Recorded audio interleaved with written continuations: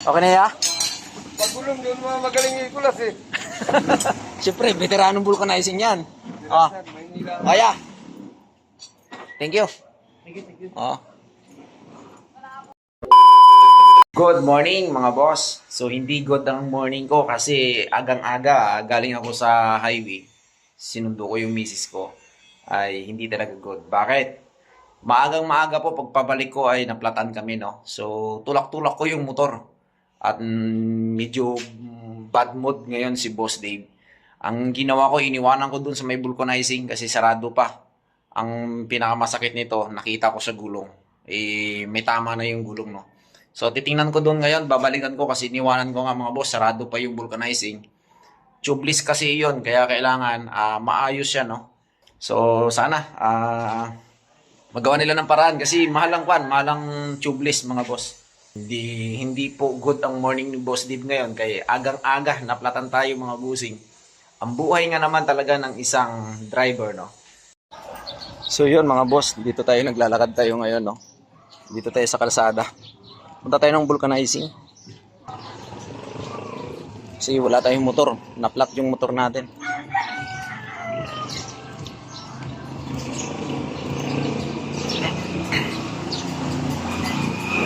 May manok po. Manok ng aking kapitbahay.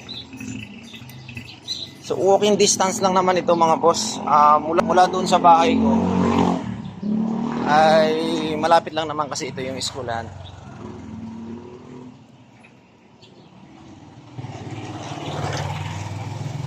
Ito yung eskwelahan.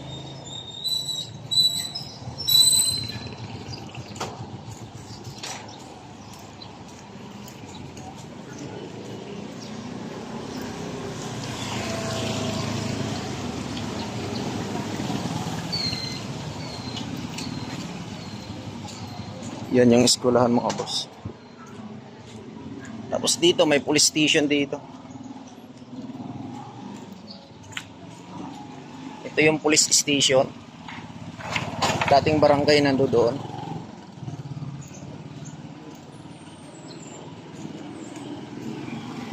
Lapit lang naman. Tapos ito yung senior high. Yan, dalawa kasi itong eskwelahan na to, dalawang building na magkatabi.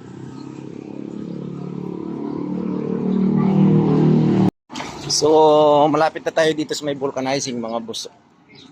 Ayun yung motor ko nakabalandra, oh. Nilak ko kasi yung kanina bago ko iniwanan. So, nakaharap yun sa may mismong vulcanizing, no. At medyo tanghali na kasi bumukas tong mga vulcanizing dito sa amin. Kaya, iniwanan ko na lang. Kasi malapit lang naman siya. Mga dalawang kanto lang ang pagitan.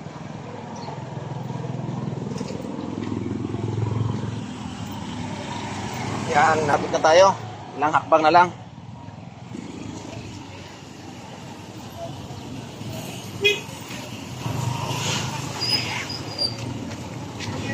Tulong kayo.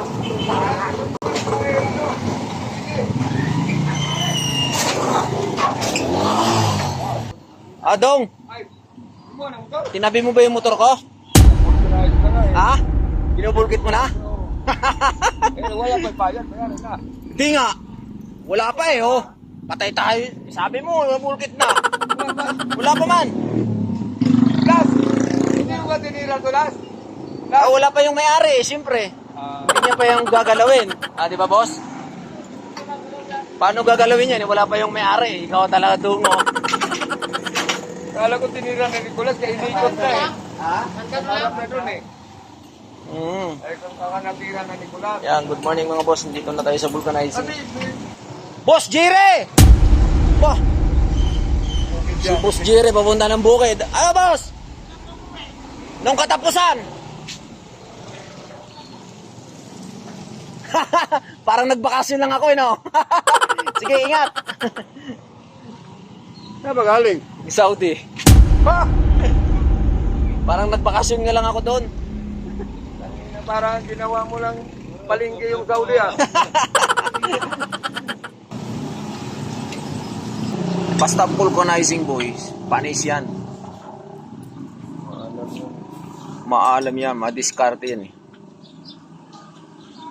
Yeah. Iya mga boss. Kinalas niya na yung gulong. Veterano talaga. Pwede na.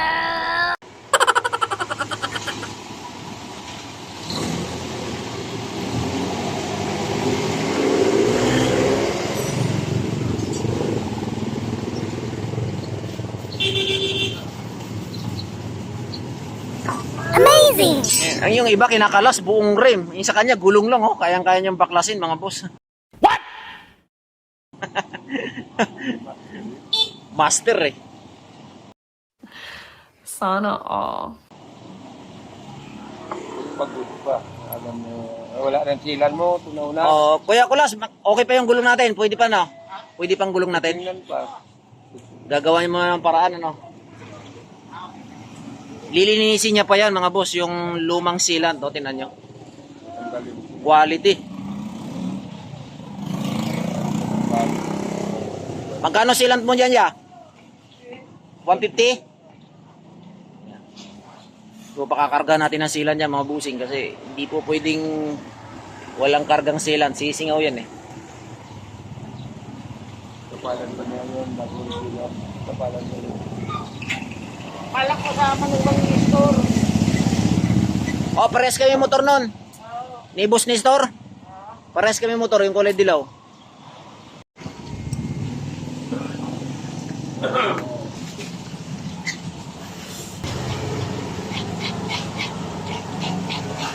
Mabuti hindi malaki yung hiwa ano. Malaki sa loob. Papansihan mo na lang ano.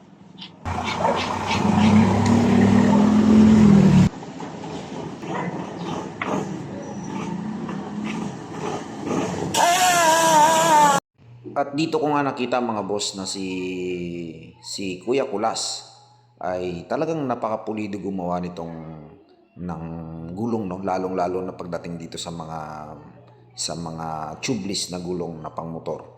So kung makikita nyo, ayan ay nililinis niya at ginagrind niya pa yan at nilalagyan niya ng pampadikit para lang maayos ito mga boss. So after niya nga malagyan yan at nalinis niya, ay napansin ko na talagang quality ang trabaho ng tao na ito, si Kuya Kulas no. Yan, shout out sa iyo Kuya Kulas.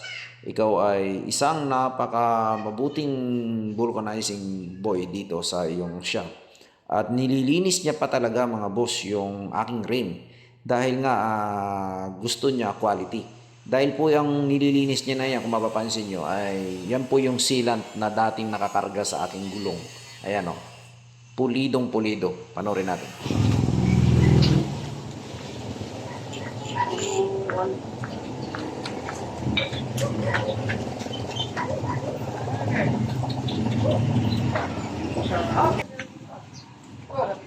Wiper! Sira! Sir! Si Boss Anwar. Alam niya naman yan.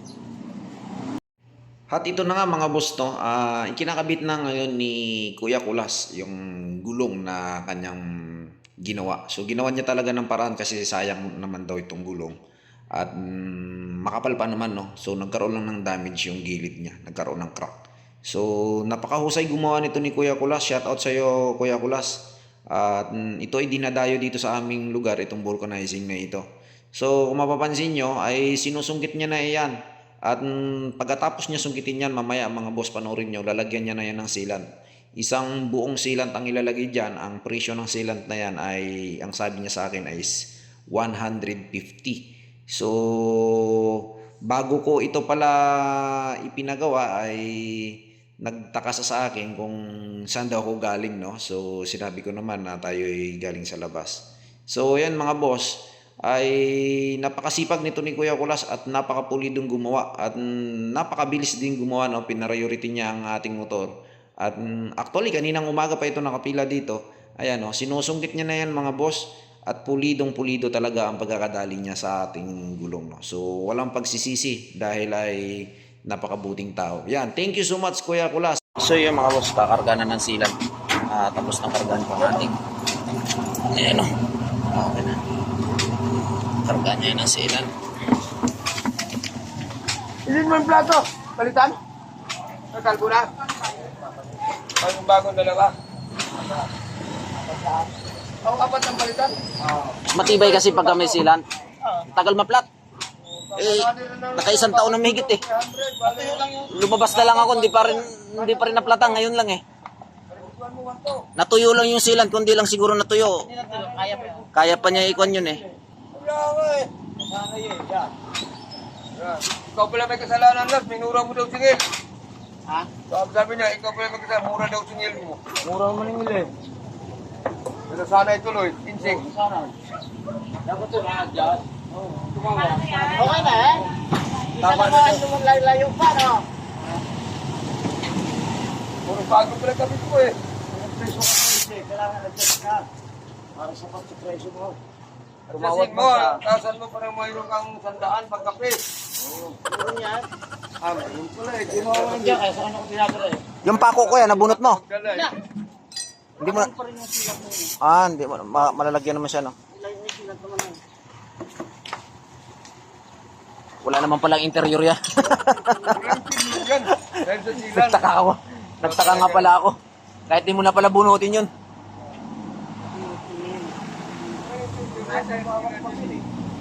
Wala naman siyang tutusukin eh. Sinapala na niya sa loob. Nang minit niya, ginag-grind. Oo. Natapalan niya nga.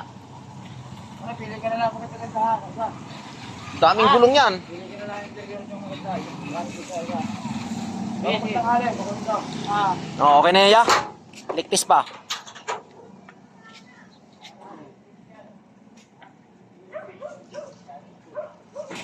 Tagalin mo ko rin. Matapos sa Nicolas do, 4. Ha? Ang master naman to eh. Okay na ya. Pagulong doon mga magaling ni Nicolas eh. Siyempre, veteranong vulcanizing yan. Ah. Kaya. Thank you. Oo. Yun, nakauwi na tayo mga boss. Nandito na tayo. Ayan, pakisaya na natin yung motor. So, maraming salamat doon kay Kulas, no? Na dali niya ang ating gulong. Nagawa niya ng paraan mga boss.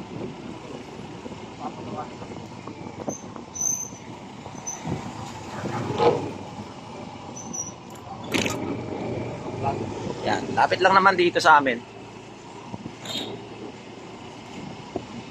Yan. Thank you so much doon kay Kuya Kulas na ginawa niya ng paraan yung ating gulong.